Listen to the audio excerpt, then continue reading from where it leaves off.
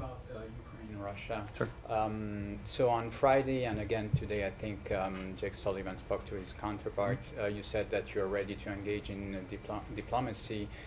Is there any path forward you're considering more concretely about this engagement? Is there something that in the Russian response may give you the idea of what will be the next steps? And also simultaneously, do you believe that there is a de-escalation on the Russian side at the border or not at all?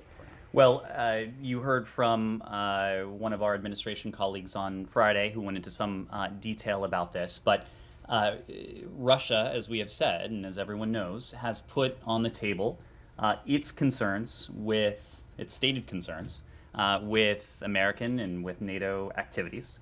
We're going to put on the table our concerns with Russian activities that we believe are harmful to our collective interests and our collective values, collective with our European allies and partners.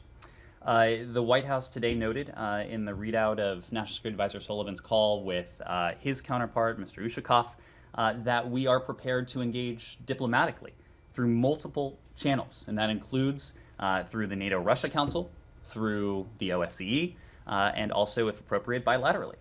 We have made clear through all of this that any dialogue, and dialogue is what we're after, diplomacy is what we're after, but any dialogue, any diplomacy has to be based on the principles of reciprocity. It has to address our concerns about Russia's actions, and importantly, it has to take place in full coordination with our allies and partners in Europe. Nothing about them without them. There will be no talks with Russia on European security without our European allies and partners. The point we have repeatedly made is that we are having this discussion in the context of Russia's ongoing aggression against Ukraine, but in some ways this is bigger than any one country. It's bigger than any two countries if you want to look at it through the lens of Russia and Ukraine.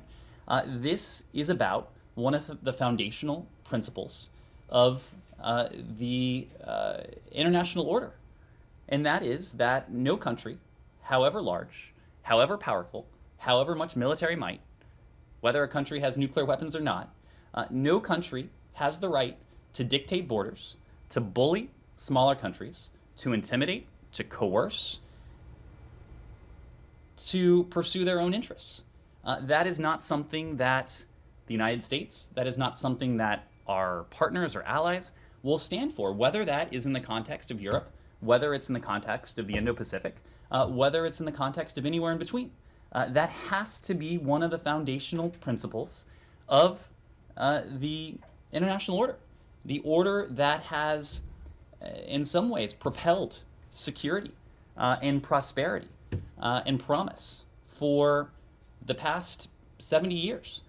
If we allow that principle to be eroded in this context, we allow it to be degraded going forward. And that's not something we wish to see happen. It's not something we will allow to see happen.